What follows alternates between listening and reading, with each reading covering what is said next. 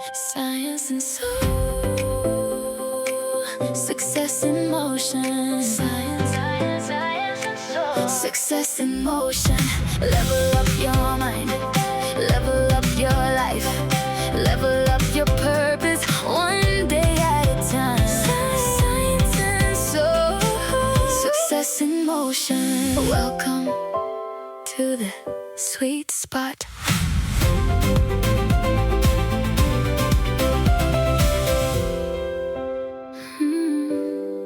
Welcome to the sweet spot. Welcome back to the Sweet Spot with Dr. Derek Sweet, a board-certified psychiatrist specializing in sports and performance. In the Sweet Spot, we explore what it takes to stay steady and perform when the pressure is on and the moment matters. Stay tuned for Dr. Sweet's Finish Strong Friday. Greetings and welcome. You're doing just fine. You're doing great. You're doing well. It is well with you. It is well with your family. It is well with your body, your mind, your spirit. It is well with your soul. Now, things may not be going 100. Low-key, they may be going terrible. But guess what? You can declare it is well. And you're going to finish. You're going to finish whatever you started. You're going to finish this race. And you're going to finish it strong. That's what you do. And I'm here with you. I'm here with you to join with you in this thing we call life, in this mystery we call life. We're on the journey. We're climbing the mountain. And today, as we are going on this mountain series journey here in the Sweet Spot, I want to leave you with this thought. I want you to think about this. We've been talking about mountains and getting into the lessons mountains are giving us. And here, I want to leave you with this thought that mountains don't test your strength at the bottom. You know where they test your strength? They test your commitment when the climb has gone longer than you anticipated. That's where the mountain tests you and me. It doesn't test us when we're starting out, because starting is exciting. Who isn't excited to go on the mountain climb, right? We have the rope, we have the gear, we have the sunglasses, we have the water bottles, we have everything we need. So starting the journey is often the easier part. And the test of our strength is never at the bottom of the mountain, sweet climber. The test of our commitment is when that climb is dragging on more than we thought, when we are realizing, oh my God, this is much more than I thought. You see, starting is always exciting, but finishing, that's different. The early part of the journey, fueled by enthusiasm. The latter part, the later part, that depends on something much deeper, doesn't it? Yeah, it depends on things like resilience, perseverance, patience, and the ability to keep moving when progress feels slow. That's it right there. It's when the progress has come to a crawl, when you've come to that point in the marathon where you're on that 18th mile, when the climb has gotten steep, right? That's where the progress slows down, and that's where your resilience, your perseverance, and your patience is being tested. That's where the finishing matters. So remember I mentioned to you, I looked at a lot of documentaries on mountains. One of them that really stuck out for me was something called 14 Peaks. I think it's on YouTube and you can look it up at any point. It is one of the most inspirational documentaries about mountain climbing that I've ever seen.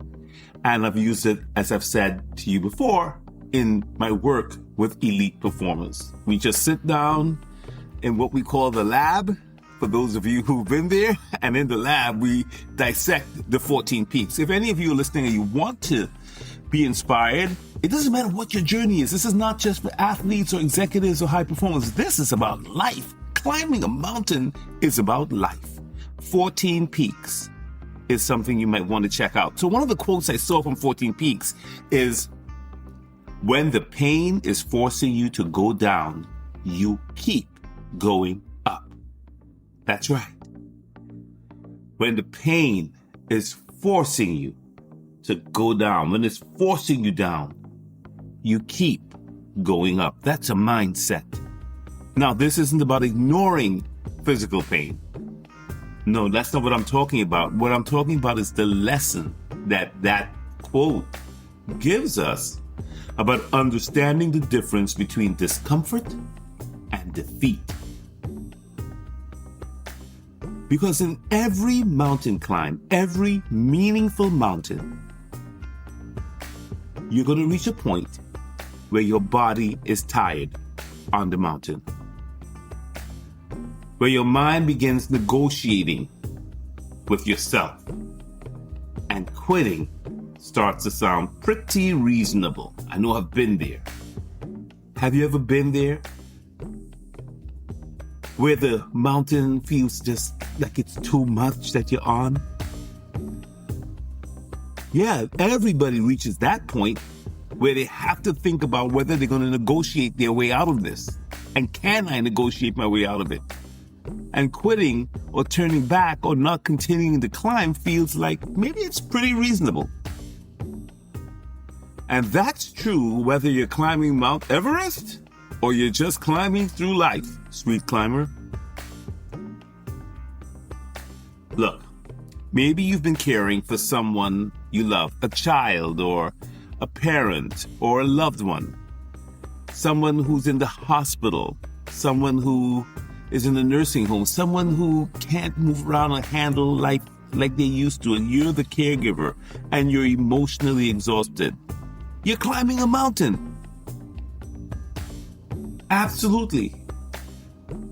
Maybe there are months of rehab that you're doing right now. Some people are in rehab, like you had a bad injury and you're rehabbing. I remember when I tore my Achilles tendon, I tore both of them at different points. And wow, that rehab after that injury. Will I ever be myself again? Will I be able to run again, jump again, do the things that I like to do the same way? Rehab is a mountain. We talked about that last time, right? Maybe you're searching for work and you keep getting rejected over and over again. Another rejection letter comes in the mail. Or lands in the inbox. Another bad news situation. That's a mountain to not let despair take over, right? Maybe you're rebuilding your marriage or rebuilding a relationship that has been broken. And it's treacherous, it's difficult. Finding trust again. Very difficult, hard to do. You're climbing a mountain. Are you a college student? Are you a medical student? Are you a law student? Are you in graduate school? Are you taking a test to enter into something and you're not getting it? You fail by 1 point, 2 points. Maybe you didn't even take the test because you weren't prepared. That's a mountain. Mountains require us to be prepared. All right, maybe none of that matters. Maybe you're retired and you're chilling and you're relaxing. You've had a great career, now you're relaxing and you're realizing in your retirement, whoa, I got to figure out a new purpose for me. I have all this wisdom, all this experience. How am I going to impart it? Am I going to sit in a room alone with this? Or is there going to be an avenue for me to share this? How am I going to battle the loneliness, the aloneness of retirement? How do I find purpose? That's a mountain. All different mountains, right? But like we said before, the same question is being asked by every single mountain that you might face. We may be on different mountains, sweet climber. We probably are on different mountains. But every mountain that we're facing is asking us the same question. And that question is, will you keep climbing? That's right. Will you stay on the climb? That's another lesson from this documentary, 14 Peaks, that stayed with me. I really hope you check it out. And this line was really cool in this documentary, and it stayed with me. And you know what it was? Nothing goes exactly as planned on the mountain. That's right. On the mountain climb, nothing goes like you planned it. Think about it. The weather can change, wind and rain and snow or whatever changes can come. Weather can change and change suddenly and rapidly and dramatically on the mountain. The route of the mountain could change. The map that you had could look one way, and now when you're up there, you're on the climb, you can't figure out the route anymore because it looks different. Or your equipment fails. Something breaks. Something's not working like it used to. Something you depended on. Or maybe it's you. You twist an ankle or something goes wrong. Something happens with yourself on the climb. You know what strong mountain climbers have that lots of people don't? They expect all of it. That's right, sweet climber. The strongest climbers don't expect perfect conditions. They actually expect and prepare for changing conditions. That's one of the resilience lessons that you can learn from mountain climbers, that we can all learn from a mountain climber. Stop expecting life to unfold exactly according to your plans. Expect setbacks. Expect detours. Expect disappointment. Expect that the seasons will progress slower than you hoped. Not because the mountain is unfair, not because the mountain is against you. It's because this is what mountains are. Mountains are real. This is the reality. Let me reword that, right? Not because life is unfair. Just in case you think I'm only talking about a mountain. Not because these detours and setbacks and disappointments that we're talking about, the slow progress, the frustrations, the things that don't work, that's not because life is unfair. It's because life is real. So the people who finish strong, sweet builder, sweet climber, the people who finish strong aren't surprised by adversity. Something I learned from my own mom, who is one heck of a mountain climber, is that you should expect adversity and you should look it in the eye and face it. I've seen her do it 1,000 times. The people who finish strong are never surprised by adversity. They have already decided that obstacles belong on the climb. Did you hear what I just said? Low key, this is deep. All right? They already decide in their minds that obstacles belong on the climb. And since here in the Sweet Spot we talk about science, soul, and spirit, let me digress for a second into the spirit.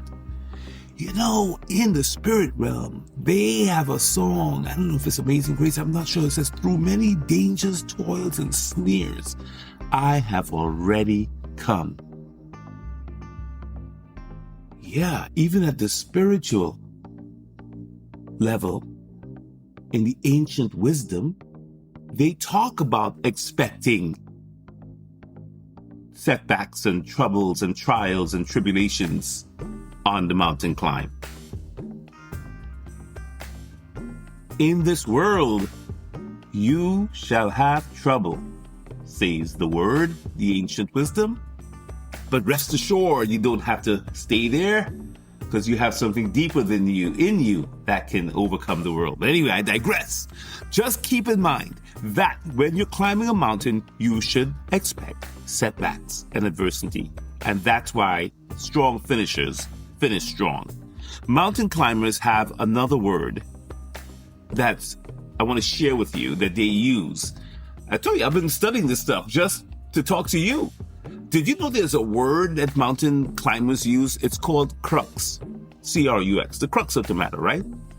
They call it the crux The crux is the most demanding section of the climb. It's the make or break point when you're climbing a mountain where either the path gets steep, there's less things to hold on to, there are all kinds of issues. This is where the mountain is its most challenging, and that's called the crux. It is the most demanding section of the climb. And ironically, it usually arrives after you've already spent hours on the mountain. It's never really at the beginning to make it easy so you can either turn back or figure it out. No, these crux challenges usually arrive after you've spent hours on the mountain, when you're a bit tired, when your attention is now too deep in it and it's drifting. Your confidence now is at a testing point, and it may be too far in to even think about turning back. You know, life has these crux moments too. The hardest season in recovery often comes after you've had a slowdown, when things start to get slow. Haven't you been in that scenario where just before the breakthrough, things really begin to look bad? Yeah. Sometimes you're building a business and the most demanding part of the business is after all the excitement fades, and now the funds aren't coming in, the receivables are low, the people, your employees need to be paid, you're looking like you don't know what you're doing, and your discipline has to now replace the adrenaline that you had in the beginning. You started off great. You were riding adrenaline, but adrenaline alone doesn't get you all the way up to the mountaintop. It doesn't put you at the summit. Your discipline is what it's going to take to get through the crux. Writing a book becomes a lot harder after the first draft. Trust me, I know. I'm trying to get this book done. Writing the book, it's a lot harder after the first draft, because you know what? You need a lot of revision. Careful revision matters more than the inspiration that you had at the beginning. Oh, I was so inspired when I started my book. And now the discipline of revision is upon me. And that's not about inspiration. That's about discipline. I'm in the crux. Caring for someone you love. Caring for someone who's hurt. Caring for somebody who is chronically ill or debilitated. Where there isn't a finish line in this. You just have to come there every single day and care for them. That's a mountain. That's the crux. This is where resilience earns its name. Bouncing back. How do you stay strong? How do you finish strong? Let me tell you a couple of strategies for mountain climbers, and I'm going to end. The first thing, you've got to narrow your focus. That's what they do. Great mountain climbers, mountaineers, they narrow their focus. They're experienced. These cats know what to do. Experienced climbers, they don't spend every moment staring at the mountaintop. They're not too far ahead. And they're not looking back either to see how far they've come. You know what they're focused on in that narrow focus as step one here? They focus on the next secure foothold. Where can I put my foot down so that I'm standing or climbing on solid ground? They focus on the next foothold or the next handhold that they have to grab, the next breath that they have to take. And because we're about science, soul, and success here on the Sweet Spot, let me jump into the spiritual. Sometimes you have to go into a situation where the ancient wisdom says it this way: the word can be a lamp unto your feet. Sometimes you have to rely on spirit to light the path for you. Because the crux is very, very challenging. So it's the next handhold, the next breath, the next foothold. When life feels overwhelming, you have to shrink your attention. Maybe it's just one phone call you have to make today. Maybe it's one counseling appointment that you have to keep. Maybe complete just one more physical therapy exercise. Don't look at the entire road ahead of you.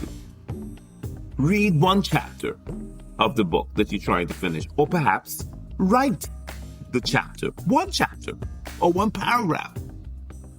Submit the application. Go for one more application. Even though you've had 1,000 rejections, try that again. Take a walk.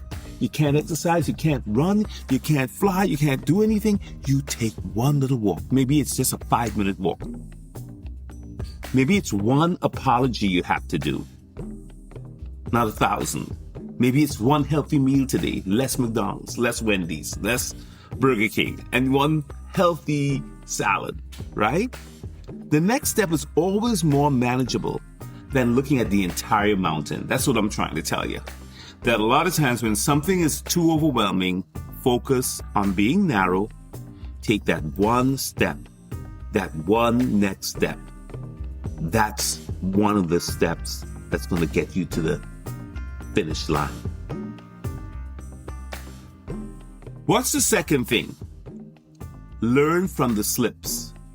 Every experienced climber learns from the slips. And let me put it another way. Every experienced climber has slipped. That's how you learn. And what separates them is what happens next. You see, experienced climbers don't confuse a mistake with an identity. That's something we work with athletes on, we work with executives on, we work with general public on, right? Like you can't make your mistake your identity. Once you start getting into that conversation, we have a new problem. You are not your mistake. Experienced climbers ask a different question. They ask, what is this teaching me? What did that slip teach me? What do I have to learn here? And that perspective is everything, Sweet Builder. That is everything. Your setback is data. Your setback is information. Your setback is an insight. It's a revelation. It's not your identity. So you've messed up. So you screwed up. So things didn't go well. You blew it. Okay. What's next? What can you do next? This is not you.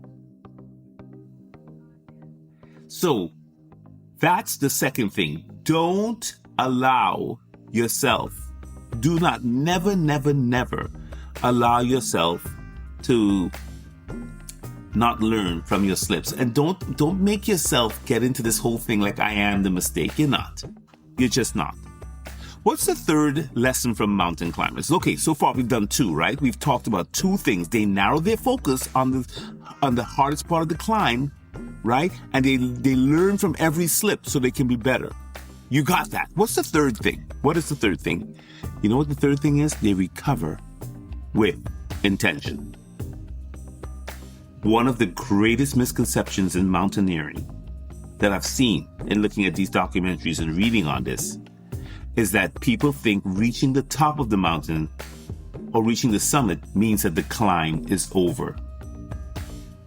Sweet builder, sweet climber, did you know something here? I want to tell you something here. Experienced climbers know that coming down that mountain, the descent, demands as much attention as going up. In some cases, more accidents happen on the way down the mountain because people mistake relief for completion. They think just because they got to the mountaintop, because they got to the summit, that they've done it, and they get relieved and they get relaxed. I think the same thing is true for driving. I remember reading somewhere that like a lot of accidents happen when you're just 10 miles from your house because you start to relax on your drive home. And accidents can happen there. So coming down the mountain, relaxing and relieving yourself or feeling relieved can be dangerous. And life works the same way. After surgery, your body needs plenty of time to recover. It could be weeks, it could be months. After a crisis, a relationship crisis, just because everybody's apologizing and feeling good doesn't mean you get to take your foot off the gas and just don't take care of the relationship. Maybe you got a promotion. That's fantastic. You made it, but that doesn't mean you release yourself from family obligations. Your family still needs your presence. Maybe you've had a demanding season. Maybe you've just come through a grueling season. Well, your mind needs rest. Don't jump into something else. Recovery ultimately isn't a reward for finishing well. That's a mistake. Recovery should be seen as part of why you finish well. Build in the recovery. Build in time for yourself. Make sure that you are truly listening to your mind, listening to your body, understanding that when you get to the top of the mountain, it's not just giving you a view, it's revealing the character it took for you to get to the top. You know what mountaineers say? They don't remember the mountaintop, as much as they remember how they climbed it, the people they climbed with, the moments that they almost quit, the discoveries they made along the way, the stories that they can tell themselves. So whatever your mountain is today, sweet builder, sweet climber, maybe it's grief, maybe it's uncertainty or diagnosis, maybe it's about rebuilding trust in yourself or someone else. Maybe it's finding purpose. Maybe it's believing that everything is going to be okay and really being optimistic. Maybe it's getting through another ordinary day. Whatever the mountain is that stands before you, I want you to remember this. You don't have to conquer it today. You don't have to know how the entire climb is going to unfold. You don't. You just don't. You only have to take another faithful step. Trust God. Trust in that which is in you. Because finishing strong isn't about being the strongest person on the mountain. It's about being the kind of person who keeps climbing with your wisdom, with your humility, with your trust, your hope, your faith, your courage, even when you can't see the mountaintop because it's hidden by the clouds. That's what finishing is all about. I believe in you. I believe in you. And before this day ends, before this week ends, right? I want you to ask yourself, wherever you are on your mountain, what's my next foothold? Where do I put my foot next that's steady? And then take that step. And I'll see you on the climb. Until next time, sweet climber, honor the mountain, trust the climb, and take the next faithful step. Love and blessings. Thank you for listening to The Sweet Spot with Dr. Derek Sweet. If today's message was helpful, please feel free to share it and subscribe. There's no cost to subscribing, and it helps others to discover the show. We hope you'll join us again for another inspiring message from Dr. Sweet and the Sweet Spot team. For science, soul, and success, stay with the Sweet Spot. Science and soul, success in motion. Science and soul, success in motion. Level up your mind, level up your life, level up your purpose, one day at a time. Science and soul, success in motion.